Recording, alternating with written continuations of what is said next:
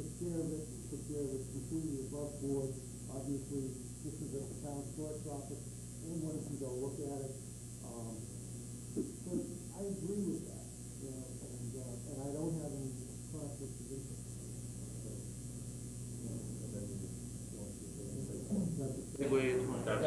Thank you. Thank you. In closing, I'd like to say these are particularly challenging yet exciting times to serve the community as a member of the Board of Selectmen.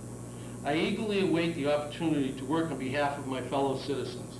I especially want to ensure proper services and a quality of life for those who are neediest, namely our young people, the elderly, children with special needs, and those of modest means. To accomplish this task in these difficult economic times requires careful fiscal management and creative solutions. I plan to work hard with various town committees to find ways to deliver adequate services within our spending limits by carefully reviewing budgets, identifying additional sources of funding through grants, and increasing tax revenues by attracting new businesses to the community. I promise to watch out for your tax dollar by watchdogging wasteful spending. This will hopefully prevent the kind of alleged excesses that, for example, may have occurred at the Reading Light. I am committed to providing quality education and adequate educational space for our young people. I support improvement of our public ways, in particular the installation of sidewalks, especially should we be forced to eliminate school busing. Safety and security in general has become an important concern of all citizens, especially in the aftermath of September 11th. For this reason, I am adamantly in favor of renovating and expanding the LD Batchelder School, where it is close to police and fire departments. I applaud the hard work of the Elementary School Building Committee. I look forward to working with them as they continue to develop and refine their design for a renovated Batchelder School. I hope their plan is presented to the voters at April town meeting. Out of the same concern for safety and security, I am in favor of building a police station in the center of town and keeping our safety officers in a location where they can readily serve the entire community within minutes. Town Center should remain the vibrant hub of the community and the venue for community activities to bring us all closer together. Cultural and recreational events should be supported and encouraged there. At the same time, I support controlled growth and the preservation of our open lands, especially the wildlife corridor that runs from Harold Parker Forest through Swan Pond and down to the banks of the Ipswich River. I pledge to uphold democratic principles by listening to and honoring the wishes of the people. Their votes are their voice.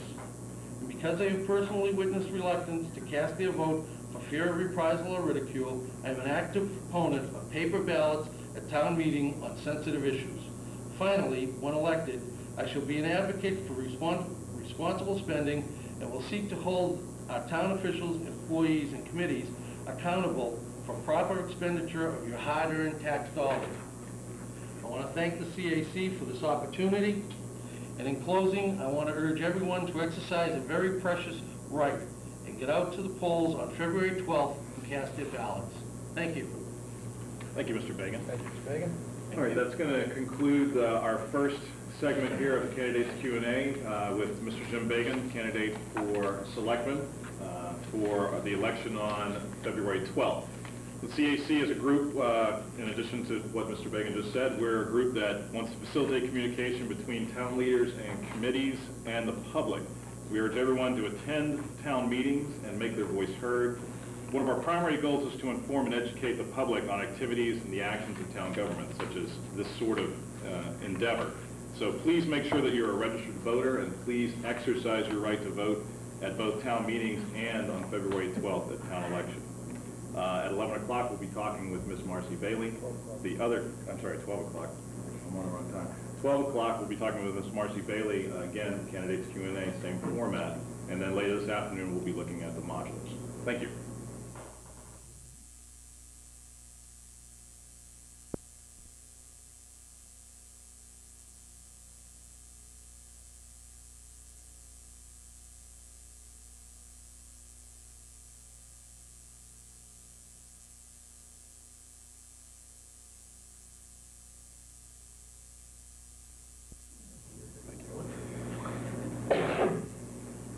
Okay.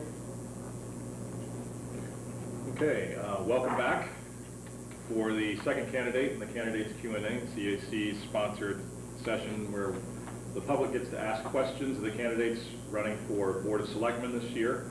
The election is on February 12th. Just one real quick plug. I want to thank Domino's for donating pizzas for lunch for all of us who are here and don't have a chance to go out and eat. They did a great job, gave us more than enough. So if anybody wants to come down and have a bit, they can. This morning we're going to be talking with, or I should say this afternoon, we're going to be talking with Ms. Marcy Bailey, the second candidate for Board of Selectmen this year. And in this session we're going to ask her questions both from the public, from voicemail, and from email that we've received. Also give her a chance to make a couple of statements, both opening and closing. With that, actually, we're going to go ahead. I'm going to turn it over to Ms. Bailey and let her have her opening statement. Thanks, Bob. Good afternoon. For those of you who may not know me, I'm Marcy Bailey, and I would like to be your next electman here in North Reading. There's obviously much work to be done here in North Reading, and my goal as selectman would be to work with the rest of the board, the other committees, and interested groups in town to plan wisely for our future. Like many other communities, North Reading has undergone tremendous growth in the 1990s. Both due to the economy, building in town, and growth in the assessed valuation. That's left us with many challenges. And as business leaders would tell you, managing growth is one of the greatest challenges that you can face. It takes planning, it takes flexibility and agility.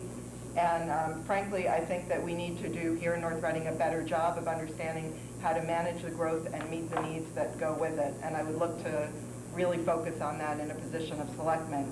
A couple of prime areas come to mind that we need to look at closely in the coming years.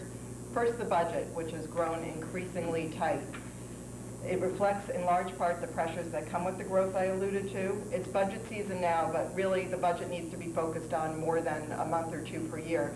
We need to look at it all year long. We need to develop a plan, a 5-year plan, to show where we're going and how we're going to get there.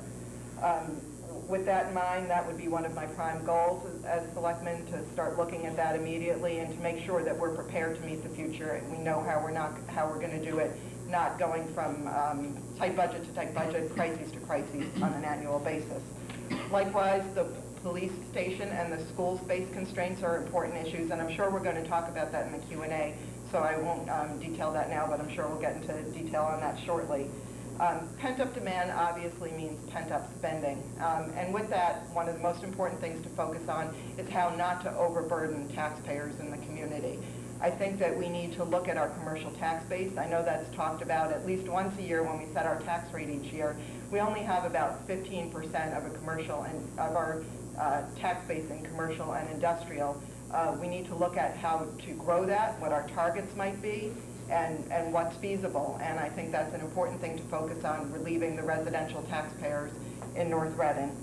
Likewise, we need to be very concerned with members of our community who are on low incomes or fixed incomes, and how we can manage the tax base and the tax rate so that they can stay members of the community. A community is made up of a wide variety of people, and it's important to be sensitive to all their needs. As for my background, how it would help me meet these needs, I have a strong background in finance. I have over a decade of experience as research editor at 2 bond rating agencies, so I have good knowledge of how municipal finance works and how a municipal budget is built. Further, my more recent experience has been as a financial journalist. I believe that as a journalist, you need to understand many issues quickly. You need to ask the right questions, you need to learn the facts, and you need to make judgments. And I think that my experience as a journalist would apply very directly to being a selectman, where you have to understand so many issues and be sensitive to all the needs and the facts. In closing, I would like to thank the Citizens Action Committee for holding this forum today. It's an important and excellent way to get the issues out to the public, and I would like to thank the voters who are here today and those at home watching live or on tape for really paying attention and trying to understand the important issues in North Reading and to plan for our future. Thank you. Thank you. All right, I'm going to open to a similar question that I asked Mr. Bagan, actually. An issue for any elected representative, president down to selectmen, is the balance of the will of the people and the good of the people. if elected, how will you balance what the voters want versus what may be in the best interest of the town, long-term? Sure. Well, first, obviously, you need the will of the people to go along with you, because we can know what we think is for the good of the people, and if they don't support it, we're not going to get anywhere. I think that to balance that, we need to talk, understand where the people are coming from, what their concerns are and their needs are, and we need to, where it's possible, to compromise to their will to do that, as leaders and as people who look at the data and the facts and the planning down the road, where we really feel that the good of the people exceeds the will of the people, we have to communicate with them, to listen to their needs, to express the reasons that a certain plan, that the leaders are promoting a certain plan that maybe it seems that there is not popular support for, and really have an education process. So I think it's a balance of listening to the will, going with that when it makes sense and it's possible, and when the good of the people from a leadership perspective looks otherwise than the will, we have to embark on a communication plan and help them understand that. Okay. Kind of as a follow-up or in addition to that, when we're talking about this will versus the good, another issue that comes up is dealing with the voice of involved voters, and specifically thinking here at town meeting, and then the voice of the silent majority. So the difference between what happens at town meeting and what happens maybe at elections, special or otherwise. How would you deal with trying to balance and make sure that the outcome of town meeting isn't drastically different than the outcome of an election?